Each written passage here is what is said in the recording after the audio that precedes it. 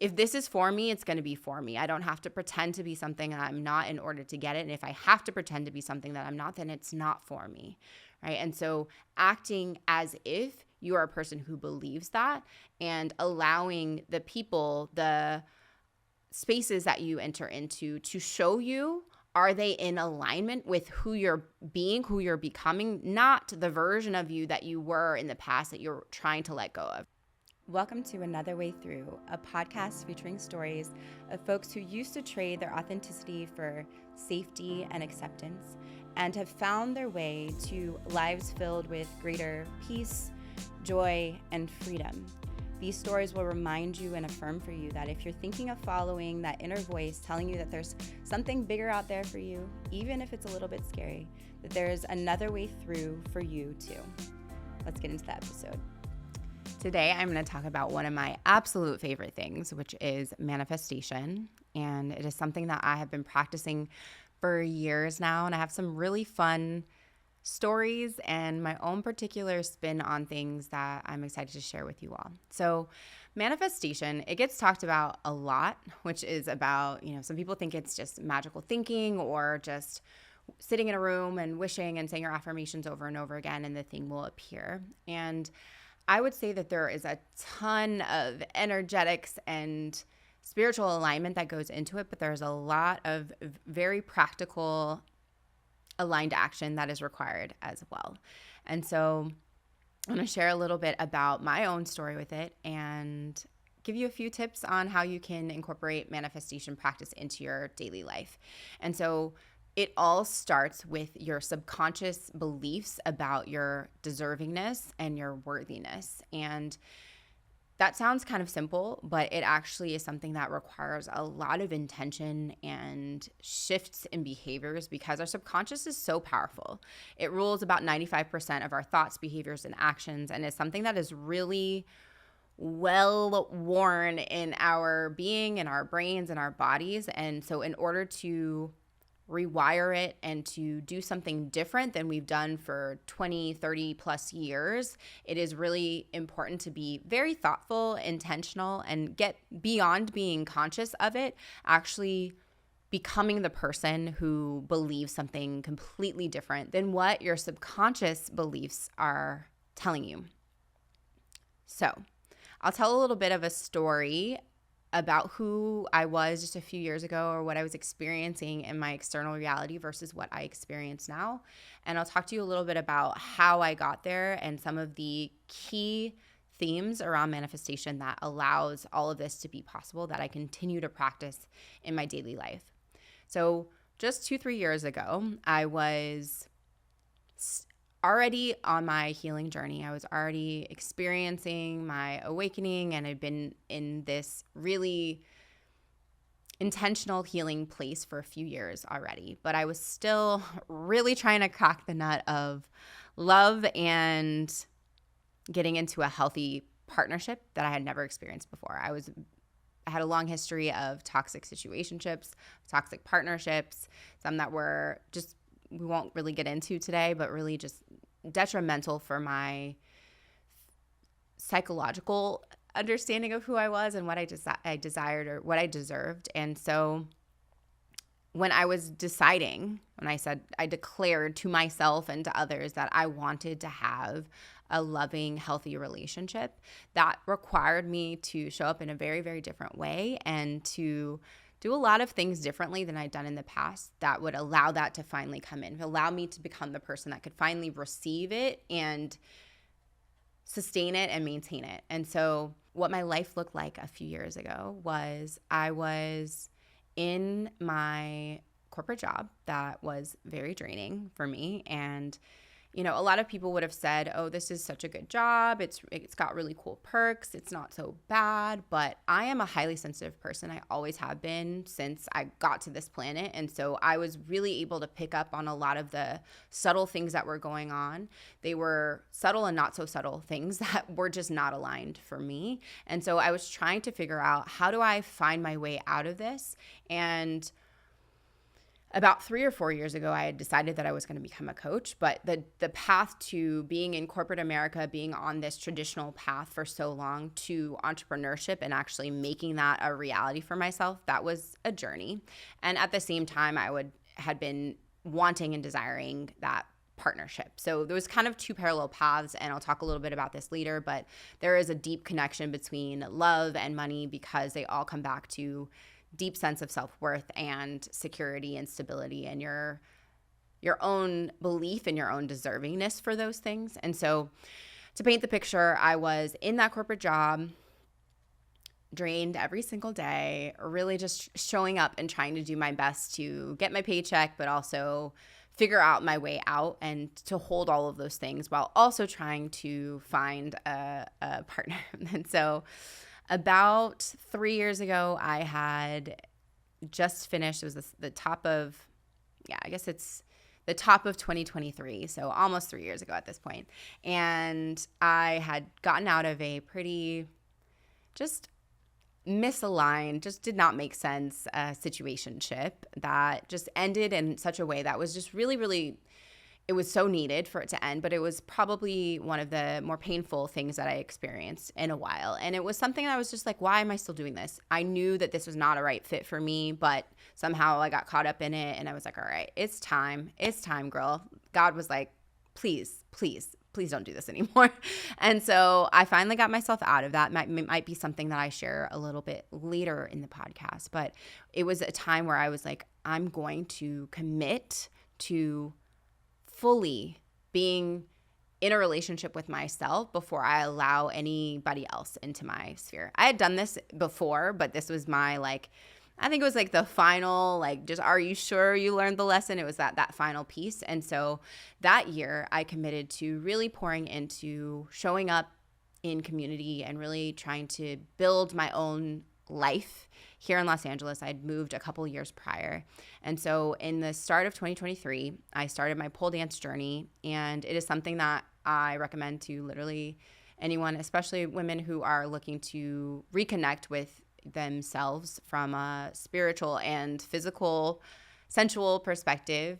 And it was something that was so powerful for me because not only did it help me, especially as a survivor, to reconnect with my body in a way that was traditionally seen as taboo or seen as, very stigmatized, but really to be in a place surrounded by other women where we were just connecting with our bodies and our sensuality. And through that, and I'm sure we'll talk a ton more about this journey on this podcast, but through that, I was also connected with so many incredible people that have become true staples in my life, who have become real soul connections. I just think there was such power in being surrounded by women who were willing to say, hey, we see what people would say about this, but there's something that feels like we're being drawn to it, and it feels really empowering and fun and enlivening for us. And so we're going to do this. And to be in a room 2, 3, 4 times a week with other women that were doing that, we just built such strong connections, and some of my dearest friends I met through that. So I say on the manifestation journey, right, I was manifesting not only a career move, relationship, but also community. And I found it through doing something that I was just, my intuition told me, hey, I'm curious about pole. And I decided to go to a class one day on January 17th, 2023, a random Thursday or whatever. And I was like, let's do this. We're finally going to do this. And I was hooked, and the rest is history. And that really solidified for me a deeper connection to my body, but also a soul community that I've become a part of. So that was part 1. And I would say my tip 1 in manifestation is pour into yourself. Do the things that you're just curious about. Maybe there's things you've never done before, or things you used to do that you really loved, or things that you're just, I know that there's something about this that I'm drawn to. It is going to allow you to tap into a part of yourself where you feel more alive. I remember actually, fast forward, after I'd met my partner, which I'll get into that story a little bit, I was having a conversation with one of my friends who was also, on a spiritual journey, also looking to meet someone. And she asked me, how did you meet your partner? And I told her, I'm not going to spoil that part. And she said, her reaction was, oh, I guess I've got to go back to the drawing board and figure out, what else I need to work on or what else I need to do. Like what else is like more, she didn't say these words, it was kind of with this tinge of what else is wrong with me that I need to fix in order to find my person. And my initial gut reaction to her, because we'd been on this journey for a while together and we were both living here in the same city, is I think that you don't need to fix anything more. I think you've done the work. I think you need to pour into loving your life. You need to pour into doing the things that light you up and that make you feel like you. And she'd been, we were both entrepreneurial journey at that point, and then she'd, been doing a lot of the financially responsible things and really ensuring that she was saving a lot of money. But I think there were a lot of ways when she was doing things that were very, very constricting for her. And I thought to myself, like, I think that that's the biggest difference, is that I've poured into allowing myself to really find the things that make me feel lit up and feel alive and feel super excited about my life. And that is the type of energy that is magnetic to opportunities, people, love interests, everything. And so that is part one, is pour into yourself. So fast forward, I'm doing that for a few months, and I had, maybe been single again for like completely single, not in that situationship, for maybe 6 months or so. And I was like, you know what? Let's get back out here. Let's dip our toe back into the dating world and see what it's like, right? And mind you, at the same time, I'm still not that corporate job and just plugging away, right? Just trying to figure things out. And so I decided, and this is a story that my friends know, but I will try and keep it cute. But there was a person that had been in my social circle that I knew was interested. And I was like, you know what? I'm available. It's summer. Let's have some fun. And so I reached out and was like, hey, what's up? And so we went on a date, and it was a lot of fun. We had a great time and all this stuff. And then shortly thereafter, our communication started to not feel really great for me. It started to feel like there was a little bit of like, this is feeling like a booty call situation. And that is not exactly what I was desiring, even though, no shame. I'm, a great grown woman. I can do whatever I want, but it just didn't feel aligned for me. And I gave some feedback about the communication.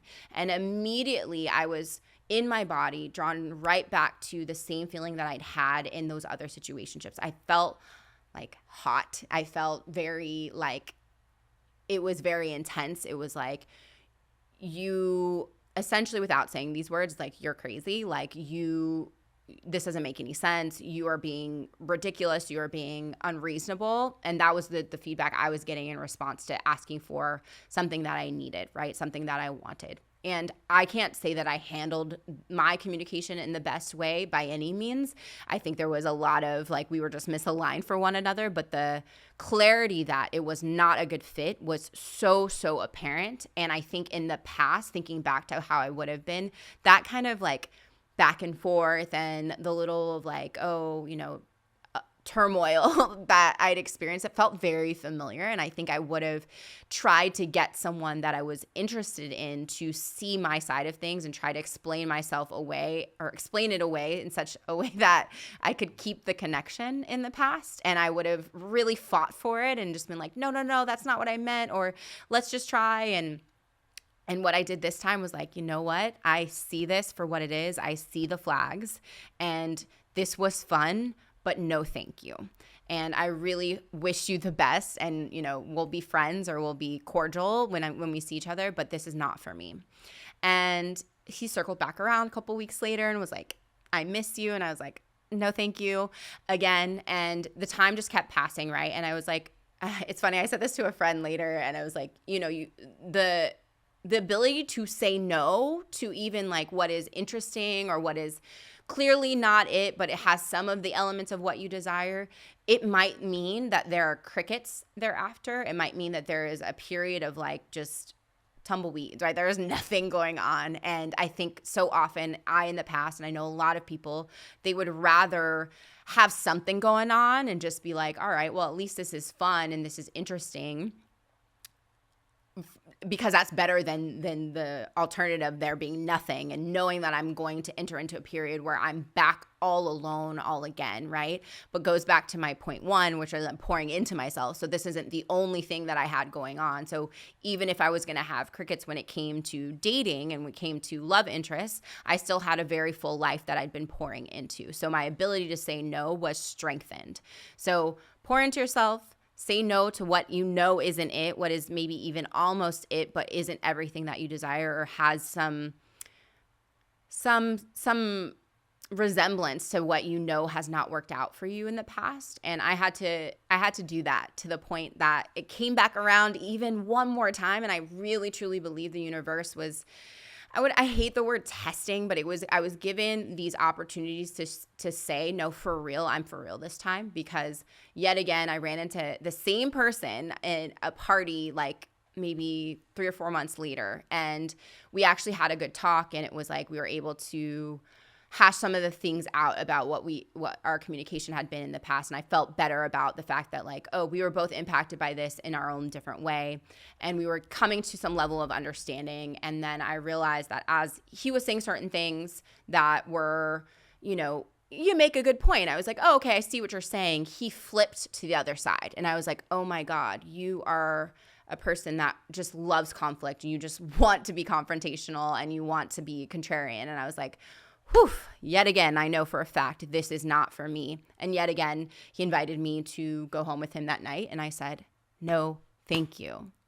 And so a few weeks later, I finally, after, taking a step back that year in the parallel path of the career journey, what was happening. And I will do an episode on this as well, where that pivot from corporate to entrepreneurship, that is not something that I take lightly whatsoever. I have so many thoughts being 2 years into my entrepreneurial journey. I can tell you for a fact that there are so many things that I wish I'd known going in. But one of the things that I feel really, really grateful for that I did was I made a plan. I didn't take it lightly to just say, I have a dream and I'm going to quit. I made a plan for the things that I needed to have in place to sustain myself as I transitioned into full-time entrepreneurship. I'd been coaching for some time already, for at least a year prior to actually leaving. I had some clients.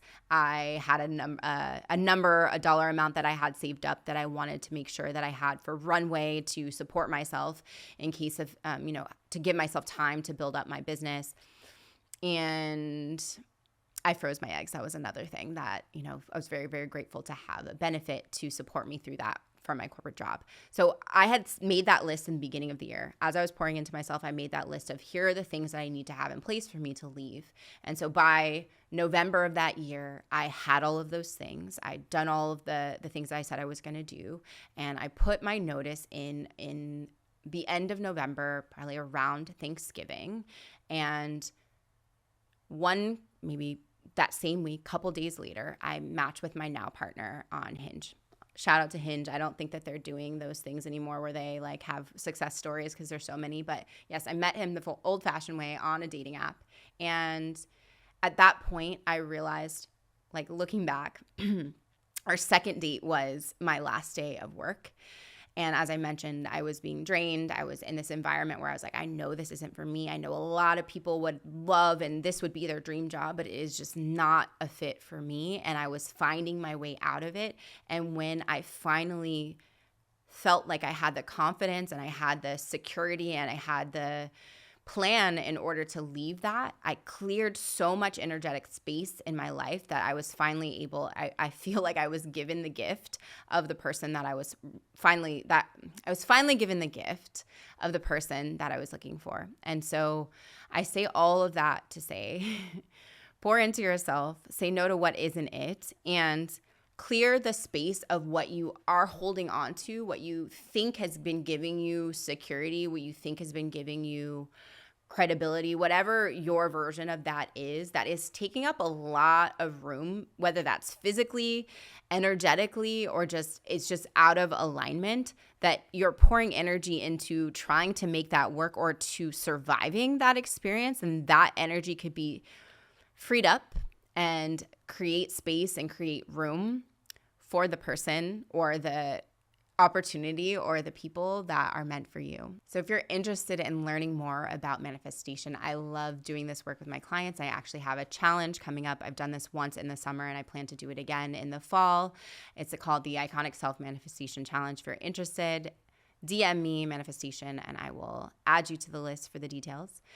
And one of the main things that is really, really important, step 4, is aligned action, right? All of those things are pouring into yourself, doing your work, showing up and saying no to the things that aren't for you, saying yes to the things that are. All of that is actually acting in alignment with who you're becoming. And the thing I like to talk about is acting as if you know deep down you are the person that deserves all of those things. So I talked in one of our last episodes about the first date that I had with my partner was around he invited me to ramen and I said I didn't want ramen and all those things, but I acted as if I'm a person who's deserving to be with someone who wants to do what I want to do, who allows me to speak freely and desires to hear from me, right? Those were small ways that I was showing up early on and continue to show up as a person who is like, if this is for me, it's going to be for me. I don't have to pretend to be something that I'm not in order to get it. And if I have to pretend to be something that I'm not, then it's not for me,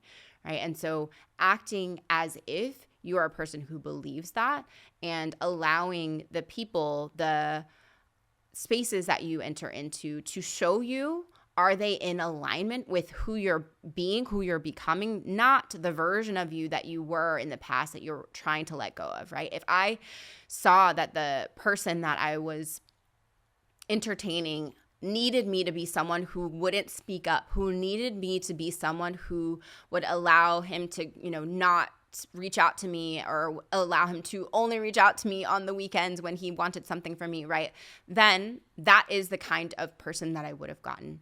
And instead I acted as if I was a person that desired more and that deserved more, and that person fell away very, very quickly, right? And so you have to steel yourself to the rejection that might come, which is really just redirection, right? It is people that are not for you, things that are not for you will just fall away when you are showing up in your authenticity, in your true desires, and when you are acting as the person that you're becoming. And that is for the best. It is for the best that people fall away that aren't in alignment. And it can feel really, really painful, especially when you're someone that is historically have been looking outside of yourself to prove that you're worthy. You're looking to others to show you that, yes, you are someone that is deserving of love. If you have that deep, innate knowing and belief within yourself, then that is something that it feels like, wow, I'm so glad that these things that are misaligned are not working out for me, because that is clearing space and allowing room for those things that are. And so as a recap, pour into yourself, say no to things that aren't it, that are maybe almost it, but are clearly not aligned or just don't feel right. Clear space for the things that you've been holding on to that are not for you. Create a plan to do so if that's easier said than done, right? Take the steps. Get support. If you need any support, you can feel free to connect with me and book a free consultation call to understand if my coaching could be supportive of you. And then finally, act as if you're the person that is deserving of those things. Take that aligned action in every step of your life, whether that's in getting support, pouring into your self-care practices, your healing practices, whether that's therapy, whether that's coaching, whether that's being in groups of people where they're normalizing this kind of behavior and not normalizing the things that you've outgrown. And the more that you can create such a deep sense of self-trust and support in your own self-care practices, that all of these twists and turns and redirection and moments of quiet and moments of crickets will come a lot easier, because you'll have that supportive, strong foundation of self-care and self-trust that is required. So when you declare that you want something new and you want to create a new experience for yourself, and when you actually see the manifestation in your external reality, there is generally some amount of time, there is a gap between that declaration and the manifestation coming into your experience. And so there's a whole host of things that you can do to support yourself on that journey. I will be talking a ton more about this in my upcoming manifestation challenge. It's called the Iconic Self Manifestation Challenge, and I hope that you'll join us. And make sure you comment your thoughts down below. I'd love to hear from you. And don't forget to like and subscribe and follow me for more episodes.